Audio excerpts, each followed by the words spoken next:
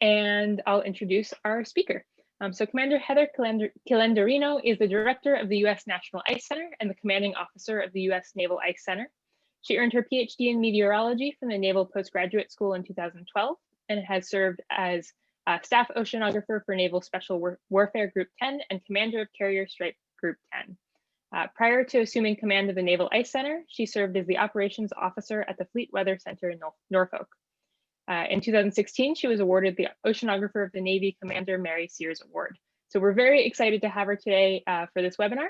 And so Commander Quilenderino, I'm going to switch to your slides and then you can take it away. Great, excellent. Thank you so much, Liz.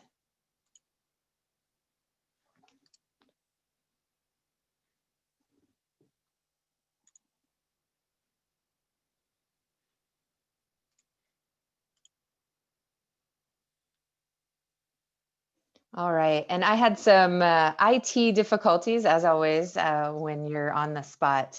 So Liz will be gracious enough to be driving my slides for me today. Good afternoon, everybody. I'm Commander Heather Quilenderino, Director of U.S. National Ice Center.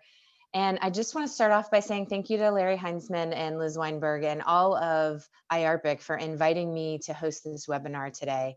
I'm very pleased to share with you who we are and what we do and how we look forward to our continued relationship with the Arctic research community. Slide 2, please. This is an overview of what I plan to cover with you today, and I'll be sure to leave plenty of time for your Q&A at the end. Next slide, please.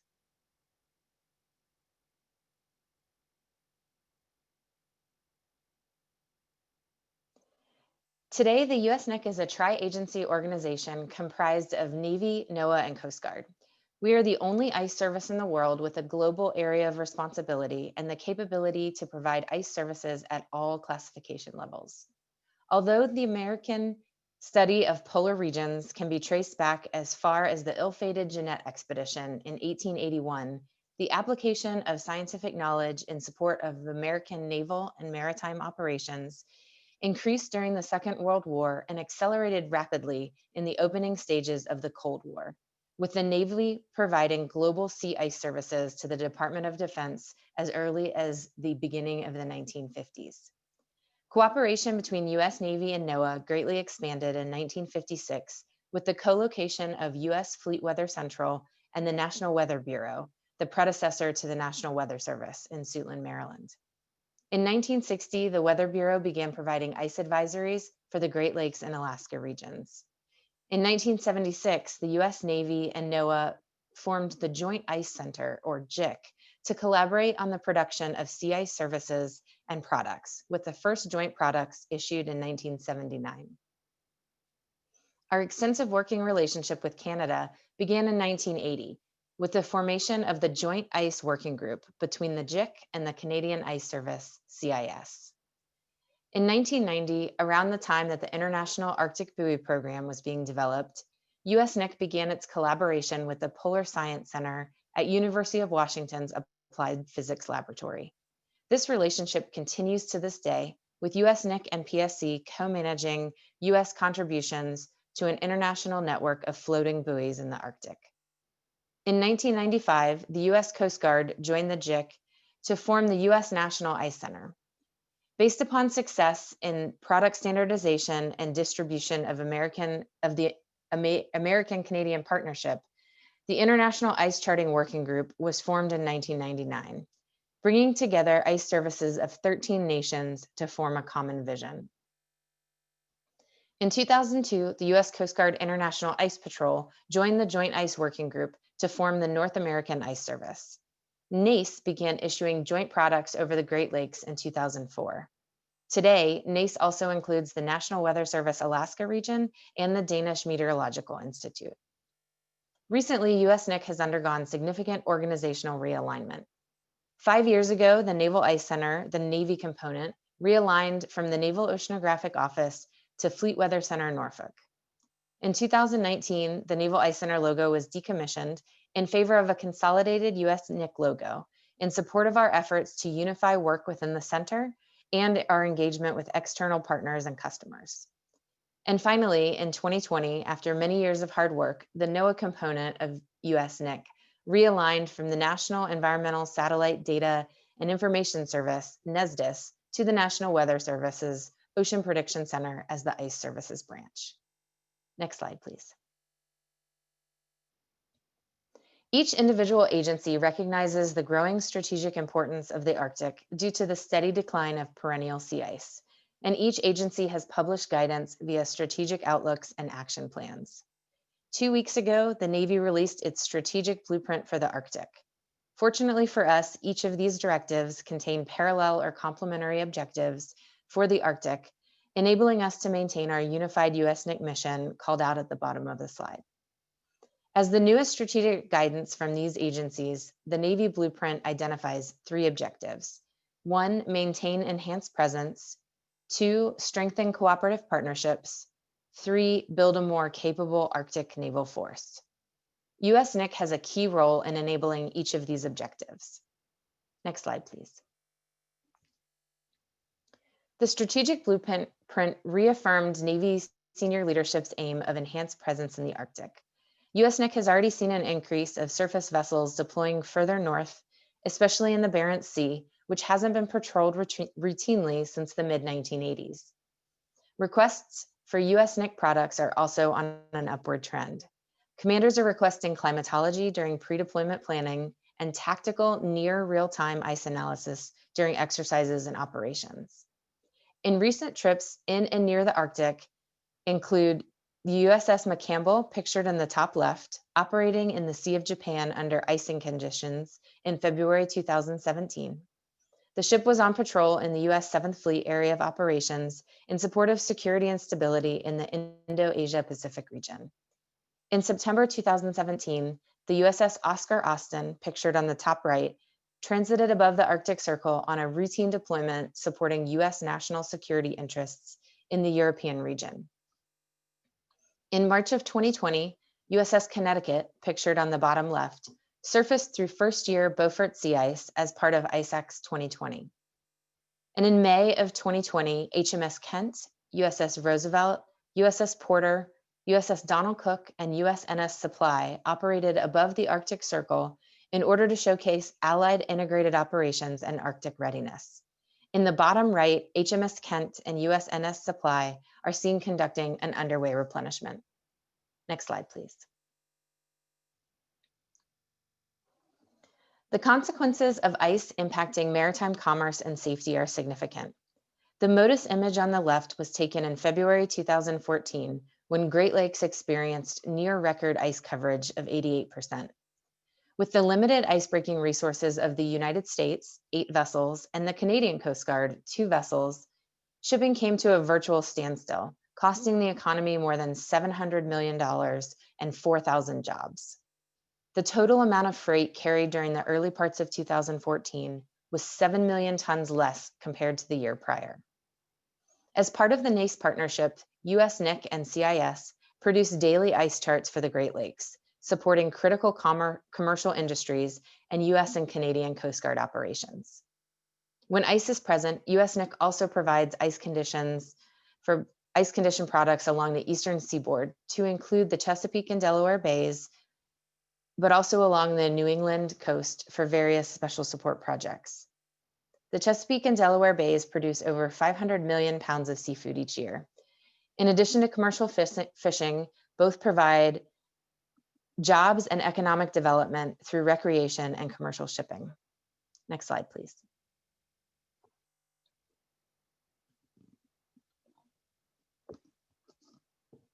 Our products provide situational awareness of ice conditions for the staffs of Coast Guard Districts 9 and 17 to support asset management. As in the Great Lakes, Coast Guard District 17 in Alaska has limited resources to complete its mission. One way these products enable their capabilities is identifying the ice edge, which provides insight to where fishing fleets may be located. Next slide, please. With a global area of responsibility, the USNick is the foremost government provider of snow and ice information. We provide a variety of snow and ice products from the strategic to tactical scales, designed for a wide range of customers, including but not limited to the general public, military planners, intelligence agencies, and the maritime and research communities. Our aim is to enhance domain awareness when in or near ice-infested waters. Before we can analyze snow and ice conditions, we must first see the snow and ice. Our greatest resource is foremost our access to satellite imagery. Although we use a variety of satellite products, both domestic and foreign, active and passive, we rely heavily on synthetic aperture radar imagery due to its ability to penetrate clouds and provide reliable, high-resolution images day or night. We also rely upon in situ information provided by either buoys reporting real-time weather and sea ice motion information, or from analysts that we routinely deploy aboard ships operating in sea ice. And finally, especially for our characterization of snow cover, we use a variety of surface observations, for example, weather stations and webcams, as well as weather radar. We leverage these raw observations alongside two areas that are increasingly expanding in their capabilities: computing, such as derived products or machine learning algorithms, and modeling. Some of our partners provide us with information such as sea ice motion derived from satellite imagery, and we have long used models from US Navy, NOAA, and Canada to assist our analysts in creating forecasts. Moving on to the bottom left. As we mentioned previously, we create a number of regularly scheduled products. Daily, we characterize the extent and concentration of sea ice and create a snow, no snow mask for the entire globe. Weekly, we characterize the stage of development of sea ice around the world. We then exploit this characterization to tailor products to the particular needs of our customers. For example, we regularly produce high-resolution sea ice information designed to assist customers navigating in or near ice-infested waters. Classified information detailing fractures, leads, and polynya openings in the ice for the US Navy submarines. Information tailored to assist in the deployment of limited US Coast Guard assets over a wide geographic area. Next slide, please. Just a few weeks ago, the fiscal year 21 National Defense Authorization Act directed the Department of Defense to develop the capability to monitor, assess, and predict environmental conditions in the Arctic. This has always been the purpose of our daily ice monitoring. This is an eyes-on, subject matter expert created analysis of current satellite imagery, predominantly derived from high-resolution synthetic aperture radar. For our customers, identifying the demarcation between ice and no ice is essentially important to the safety of navigation and safety of life. That is why synthetic aperture radar is so critical. It allows us to identify new and young ice that is not always captured with other satellite resources. Our forecasts are developed using predominantly the Navy's GOFS model, with variables for sea ice concentration, thickness, and drift, as well as atmospheric parameters that our analysts merge into an ice edge forecast. The models provide guidance and our SMEs provide the forecast. Next slide, please. The US National Ice Center provides a twice daily gridded snow and ice mask for the Northern Hemisphere. This product is utilized by many entities from environmental models to fire risk products. Visible and near infrared imagery are the primary tools for this analysis of snow and ice cover. Low resolution visible data are augmented whenever possible by ground weather observations, synthetic aperture radar, microwave scatterometer returns, and numerical weather prediction to include sea ice models. The use of these charts back into numerical weather prediction provides information for critical boundary conditions at the Earth-Ocean atmosphere interface. Next slide, please. While we analyze the ice edge and marginal ice zone daily, we also create weekly products derived from a more detailed analysis of available imagery, buoy data, and models. All available data are used to analyze stage of development of sea ice, which correlates to thickness throughout the Arctic. The bottom left is an example of the EGG codes, which detail ice conditions in the WMO standard for sea ice. The upper left graphic shows the stage of development weekly product. The upper right is a further breakdown of ice concentrations than our daily ice concentration product. The bottom right graphic shows the 30-day change in ice conditions, with ice growth in dark red and ice loss in blue. Next slide, please. The USNick trivariate products are derived from our analyzed data archive from 2007 to present. Originally created as a 10-year product in 2017 to focus on the period when we started seeing significant changes in sea ice. The graphics are available on our website in 2-week increments and provide a comprehensive and easily understood characterization of analyzed ice conditions in the polar regions. In the depiction, blue is open water, green is marginal ice, and red is pack ice. Shade variations in between identify a mix of conditions during that date range. Next slide, please. The ice conditions along the Arctic shipping routes are of critical interest and importance. The Northern Sea Route runs along the Russian Arctic coast and lies in Russia's economic exclusion zone. By shortening the distance and bypassing the Suez Canal and the Straits of Malacca, commercial shipping between Europe and East Asia could easily be considered more cost-effective by using the Northern Sea Route. Sea ice conditions and infrastructure currently limit the timing and number of large vessel transits. The Northwest Passage connects the Pacific and Atlantic Oceans through the Arctic Ocean, along the northern coast of Alaska and through the Canadian archipelago. Transits between Asia, Europe, and North America are considerably shortened by bypassing the Panama Canal. Sea ice conditions, sovereignty claims, and bathymetry concerns currently limit the number of large vessel transits. From the end of July to mid-October, we produce weekly analysis of sea ice coverage in the Northwest Passage and Northern Sea Route. Examples of these products are shown on the left-hand side and are publicly available on our website. The graphics on the right are USNick trivariate for the same time period. Next slide, please.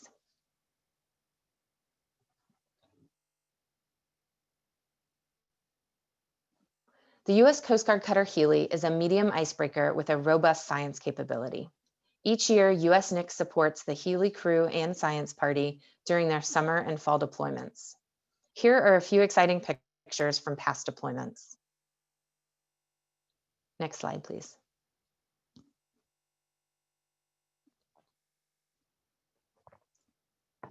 Biennially, USNick supports a U.S. Navy submarine exercise called ICE-X, conducted by the Arctic Submarine Lab and aimed at testing our Navy's Arctic operational readiness and new technology.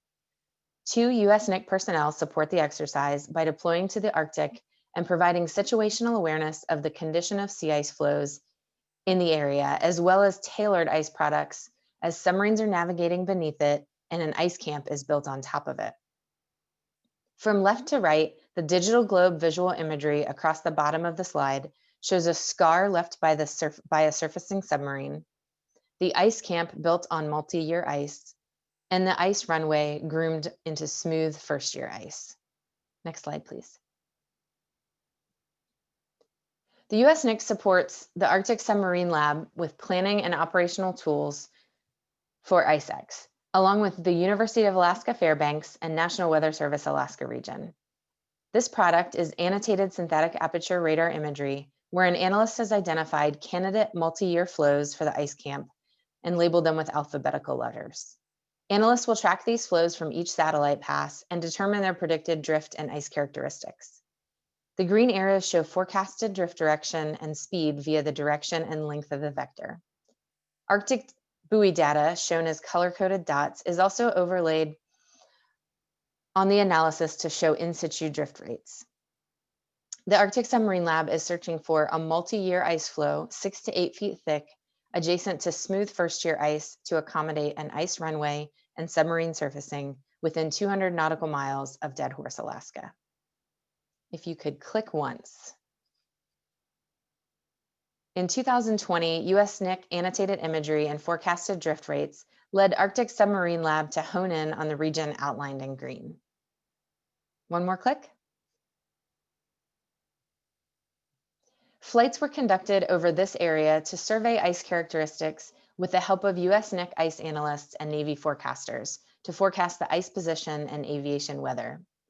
This product shows a more detailed view of the Arctic Sublab's region of interest. Aerial surveys and virgin landings marked on Flow Romeo found favorable ice characteristics, And after 4 days of searching, Flow Romeo was chosen as the best location for the ICEX 2020 Ice Camp Sea Dragon. One more click. And one more. Perfect. The red outline shows the actual ice floe on which the camp was built, and the red dot identifies the GPS locator beacon that was positioned on the floe. Zoomed in daily analysis was provided to all of those at the ice camp and the support staff in Dead Horse, Alaska. This also included 24 and 48-hour drift forecasts. Next slide, please. The USNick Tailored Support Program focuses on providing environmental or battle space awareness for user-specified areas of interest. Any US government-affiliated entity can request tailored support from USNick. Examples seen here include support to Polar Star's current Arctic deployment in the upper left, Coast Guard District 17's regular support in the upper right, a geographic comparison of flow drift during ICEX 16, 18, and 20 in the lower right, and Yellow Sea ice coverage for the US Navy 7th Fleet in the lower left. Next slide, please. As previously mentioned, USNick is a co-manager of the US Interagency Arctic Buoy Program, along with the Polar Science Center. As we all know, data within the Arctic are sparse. US IABP strives to maintain US contributions to the International Arctic Buoy Program. The upper right graphic shows the addition of buoys within the red oval after a 2019 buoy deployment. The lower right graphic depicts the location of all buoys in the network in December 2019 over an idealized 100-kilometer grid. This graphic is from the US IABP sensing strategy developed in December of 2019. Next slide, please. At USNick, we are continually adapting and identifying ways to work smarter, not harder. Like many, our demand is increasing without the complementary increase in our resources. This list identifies many of the key initiatives we are working on at USNick. Some have been highlighted in previous IARPIC webinars, such as the Snow Fox project with NGA. Others are ready to go live, such as our new monthly ice summaries, which are regionally focused. Shown at the bottom, these will be featured on our website. I am happy to answer questions on any of these initiatives during the Q&A period. Next slide, please. For our research community partners, this is where we need your help. We maintain a small science department, but are not resourced for research and development. Here are a few ideas for projects that we would like to work with you on, either in development or in transition to operations. Please ask questions about any of these ideas today, or contact us to schedule a discussion. We look forward to working with you. Next slide, please.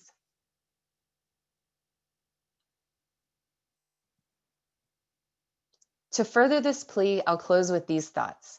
The USNick punches well above its weight only because of our many important partnerships. We work closely with many international organizations, working together on issues such as sensor deployment, sea ice product generation, and standardization, fostering incredible examples of collaboration.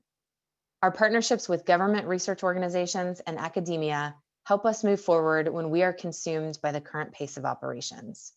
We are grateful for our domestic and international partners, without whom we would fail to keep up with cutting-edge science and the ever-increasing demand for Arctic domain awareness. Next slide, please. That concludes my brief, and I am happy to turn it over to your questions. Thank you for your time.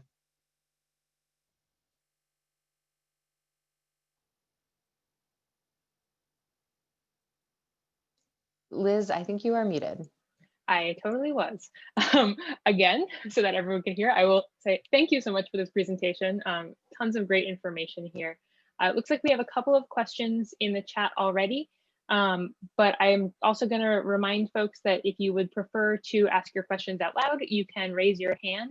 And if you're on the phone, you can raise your hand with *9, and that way I can see that you've got a question, and you won't get sort of lost in the participant list shuffle. But to start us off, we've got a question from Morteza about what is the spatial resolution of the daily sea ice products? So we don't have a specifically driven resolution on our analysis. We don't create it to a specific grid. It is really based on our analyst's ability to use the highest resolution imagery available. Great. And does the National Ice Center, this is a question from Anthony, does the National Ice Center incorporate the University of Bremen ice thickness products during the ice formation season? We do not, but I would certainly be interested in learning more about it and talking with you further on a project. Thank you. Great. I will give folks a minute. There's another question from Devin. What is the need that a discrete element model could fill at the flow scale? Well, that's a great question. Thank you. I think the biggest challenge that we would have at the flow scale really relates to IceX. So that's a perfect question. We developed 4 years ago, 3 or 4 years ago, an ice fracture risk assessment that we provide. I didn't show here, but we provide to the team that is supporting IceX. And we find that we're using models that are certainly much less resolved than the flow size for us to be able to create specific ice fracture risk for a flow. So our ice fracture risk assessment is based on the best models and satellite data and our SMEs expertise to create more of a regional risk fracture or fracturing risk. So using a discrete element model to look at flow, individual flows and the forces around them that could lead to fracturing would be a huge step forward in our ability to keep the personnel that are on the flow for ice camp safe. And a question from Anthony, which SIR mission data sources are incorporated into the MIZ product? So we use a combination of RadarSat-2, now RCM, as I saw the other question pop up as well, and Sentinel data. Great. Morteza, I see you have your hand raised if you want to unmute and ask your question. Thanks for the great presentation. My name is Morteza Karimzadeh. I'm Assistant Professor of Geography here at CU Boulder. Relating to your R&D needs, I just wanted to make a point. We just were recently awarded an NSF grant for using machine learning and AI for sea ice classification. That was part of the reason I asked about the spatial temporal resolution of the sea ice products. So we will have, students and postdocs working on this. I'm the geospatial data scientist, the machine learning AI person. The sea ice folks are colleagues from the National Center for Ice and Snow, NSIDC. So I would like to get in touch and see how we can perhaps coordinate with other teams. If anyone else is getting federal dollars to focus on this, we want to be collaborative rather than competitive. Absolutely. I really appreciate your comment. And I saw in the chat that Florence is online as well. So we work closely with her and the team at NSIDC and would certainly love to talk to you more about future collaboration. Thank you. And we have a question from Mallory about how these products are pushed to the Navy. Which commands are they pushed to? And if the products are pushed directly to afloat forces, how is that done? So it's a combination. Great question. We do have the majority of our products are available on our publicly accessible website, which is also our new website also is mobile enabled. So if you are looking at it on one of your smart devices, it should be easy to access our products. But as you may well be aware, the Navy has certainly a more limited bandwidth, as do most of even our research vessels when they are operating in the higher latitudes. And so it's a combination of providing the lowest bandwidth product we can. So very small images, we provide a text-based forecast. For some specific Navy customers, we use very specific formats that can be sent over the submarine broadcast, for example, so that they can have the latest ice edge information as well as the forecast. So we really try to use all available formats and all available modes of communication to push these products to our customers.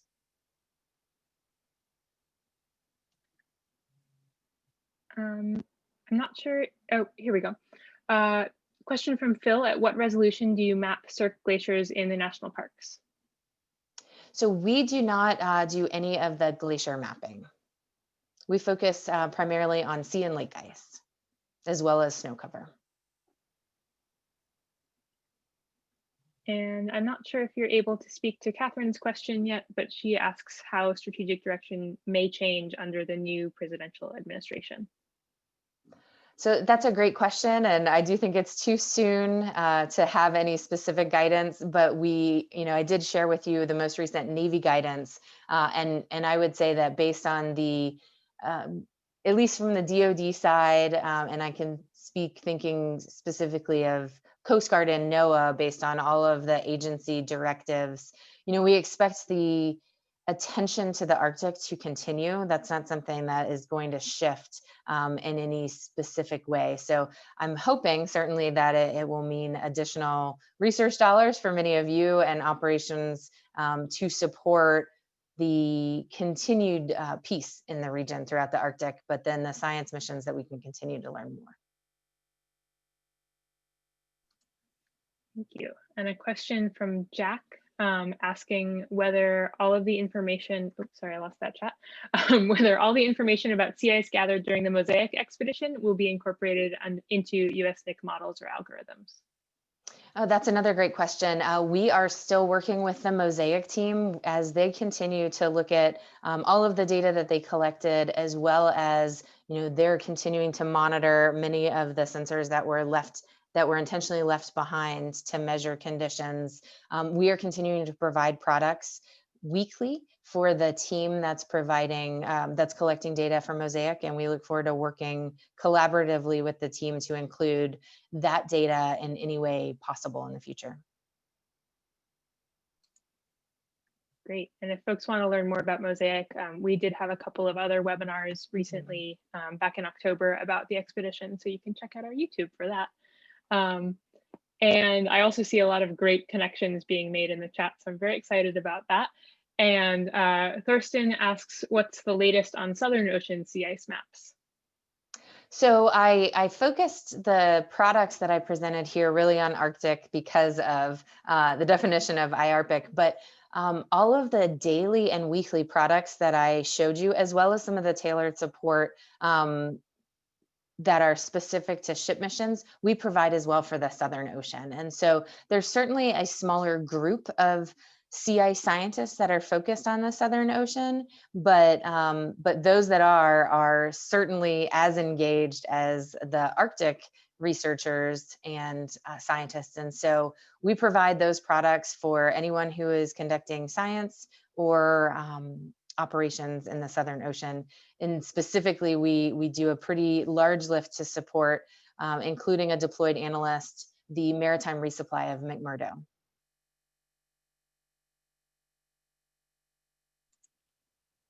Great. And folks, you're welcome to ask questions in the chat, or again, if you want to raise your hand, you can unmute and ask directly. I don't think we have anyone on the phone, but if you are on the phone and want to raise your hand, it's *9.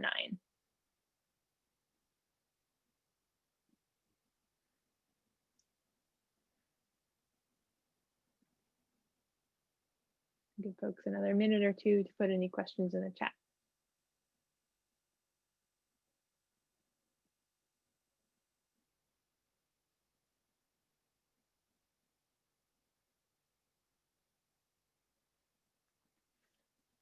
And while we wait, I will put that slide back up that has all of the contact information for questions and comments in case anyone does want to get in touch with Heather or anyone at USNick for collaborations. Like I said, looks like there's a lot of collaboration connection making happening in the chat, and I'm always excited to see that.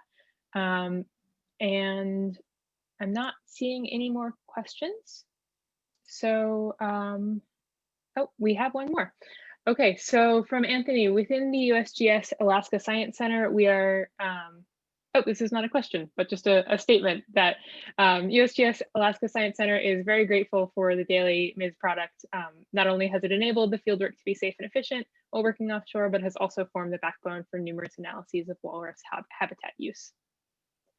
Excellent. Thanks for pointing out that that other use, right? Sometimes we get so focused on some of the other ship-specific missions that it's great to bring out a lot of the biological research as well. So I definitely appreciate that. And Bjorn says that you mentioned deformation and internal forces. How important are those from an operational support perspective? So I think they're extremely important when we have, particularly for ISACs, when they're building the ice camp on a moving ice flow. That is a different circumstance to say when the ship hoves to in the ice and then deploys a science party to deploy sensors in the ice. That's certainly a risky operation as well. And though any type of deformation forces would be important in that environment. But when you have essentially a standalone ice camp that's built on a moving ice flow, trying to understand the deformation forces is incredibly important. In 2016, there was a fracture that formed overnight through the camp that resulted in a mandatory and unplanned evacuation of the ice camp that also resulted in leaving a significant amount of operational and scientific equipment behind. Everyone was successfully evacuated from the camp, but that's the type of situation, obviously, that we want to avoid. This year, for example, or I'm sorry, I guess last year now, in 2020, there was a significant storm that came through at the end of the exercise, and the work of the forecasters as well as the ice analysts that were able to anticipate the impact of the storm on the flow. They were able to minimize the number of people. I believe they evacuated in a controlled and planned evacuation, at least 20 to 30 of the 50 members that were on the ice camp ahead of the storm, so that it was just a mission essential party. They were able to bring out additional fuel and food supplies to the camp so that everyone remained safe. And it was a really excellent example of how that forward planning was able to create a planned and controlled end to the exercise. I think any ability to model the forces that we would see around the ice flow would just improve our ability to react and plan ahead to those forces to keep those individuals safe.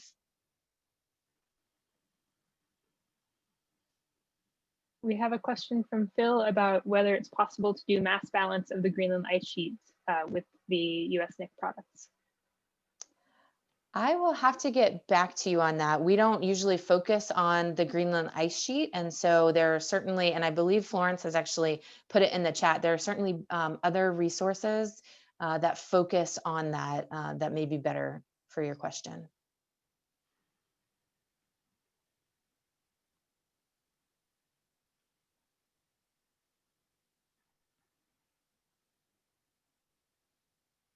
All right, as it gets quiet, Liz, if I may, I would like to thank everybody for tuning in for our webinar today. And thanks for all of the great questions. And I haven't been able to read all the chat as I've been answering, but I saw a lot of it pop up. So I also say thank you to all of you who have been putting out additional answers. Florence, I see yours right now. So that's exactly what I mean. I really appreciate everyone else chiming in as well for some of the things that are outside of USNick purview. But I definitely look forward to collaborating with you all more in the future. Liz, back to you. Fantastic. We've got, maybe we'll take this as the last question from Jack. So he says, he realizes that you said resolution of products was variable based on available imagery, but wonder if you're sometimes or often able to see artificial leads created by icebreakers or the ice hardened tankers transiting the Northern Sea route. Yes, we are able to see down to that resolution. I mean, we can regularly see essentially the scars that are left in the ice. We showed the submarine one as an example, but from the ships as well. So some of the imagery that we have available is certainly on the meter resolution scale. Fantastic. All right, so I am putting in the chat right now. So we have been recording this webinar. So it'll be posted both on the event page, so where you got the information and registered for this webinar, as well as on our YouTube. The YouTube I recommend checking out if you want to check out any of our past webinars, both our collaboration team meetings and this public webinar series. And I think I'll be able to post it today, but if not, you should be able to see it by the end of the week. So again, thank you so much for joining us today, and thank you, Commander Quilenderino, for this fantastic presentation, and hope to see everyone here at future IRPIC events. Thanks, Liz.